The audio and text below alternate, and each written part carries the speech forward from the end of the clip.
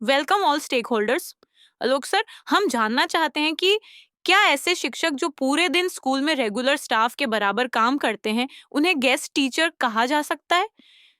यदि कोई teacher full time table संभाल रहा हो, नोटबुक्स चेक कर रहा हो, रेगुलर टीचर्स की तरह काम करता हो, तो वह भी गेस्ट टीचर कहलाएगा? नहीं, बिल्कुल नहीं।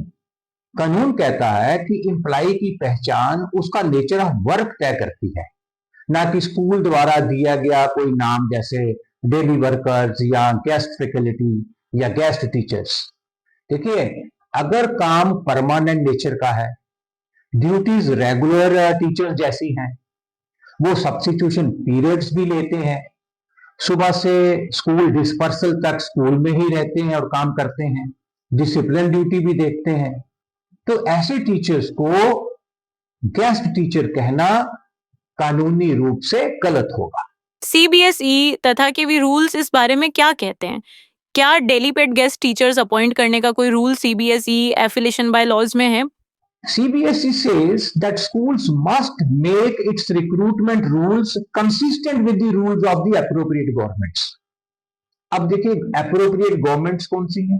अप्रोप्रिएट गवर्नमेंट वो स्टेट गवर्नमेंट या यूटी गवर्नमेंट होती है जहां पे स्कूल जो है सिचुएटेड होता है। इसलिए सभी स्कूलों को जो किसी भी ट्रस्ट के अंदर काम कर रहे हो और डिफरेंट डिफरेंट स्टेट्स में सिचुएटेड हो, उनको स्टेट के रूल्स या यूटी के रूल्स जो है वही मान्य हैं।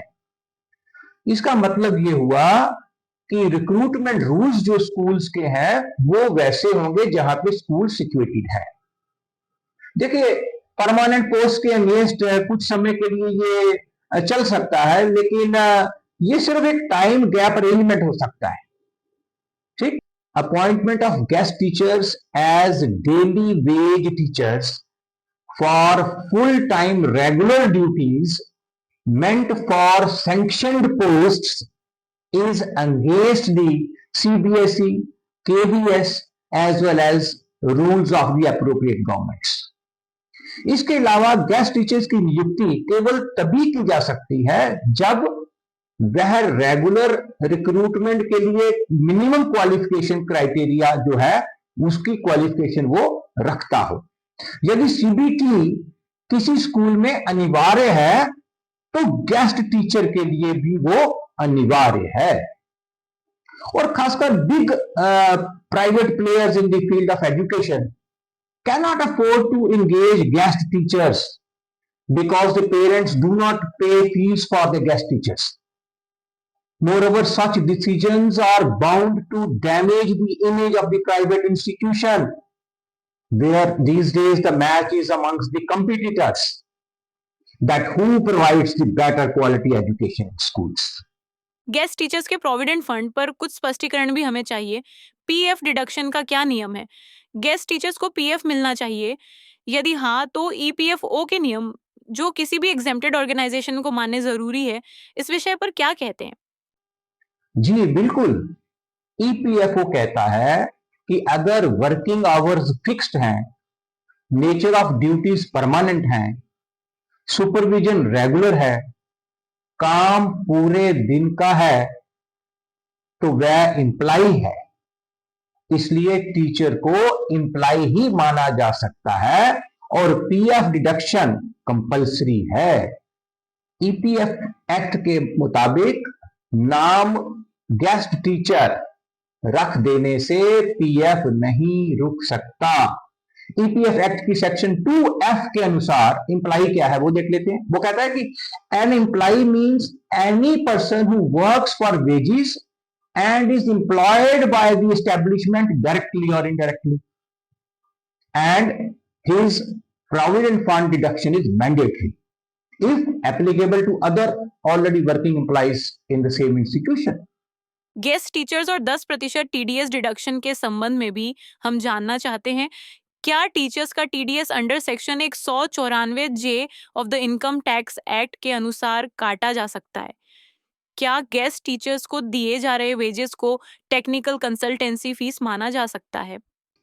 Section 194J deals with TDS on professional fees paid to persons engaged in professional services such as CA, doctors, lawyers, engineers, and other notified professionals. Teaching is not defined as a professional service under section 194J of the Income Tax Act. यदि कोई school guest teacher से TDS deduction under section 194J of the income tax act काट रहा है तो वह पूरी तरह से कानूनी रूप से गलत है. A teacher is not a technical consultant and not a professional service provider. Teachers are employees, not professionals rendering technical services. Therefore, their TDS on their taxable salary can only be deducted under section 192 of the Income Tax Act, as it is going on from decades in the schools. Takeaways from this video that as per the Supreme Court and High Court judgments, nature of work is the key to decide designation. Full-time teachers, therefore, cannot be said as guest teachers.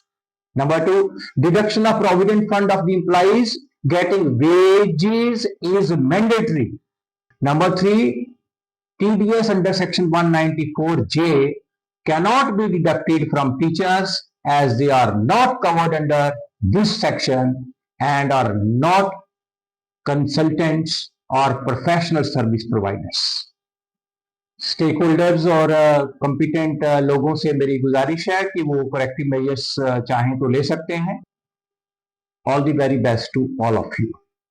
Alok sir, thank you for explaining these technical issues in simple way for the benefit of all stakeholders.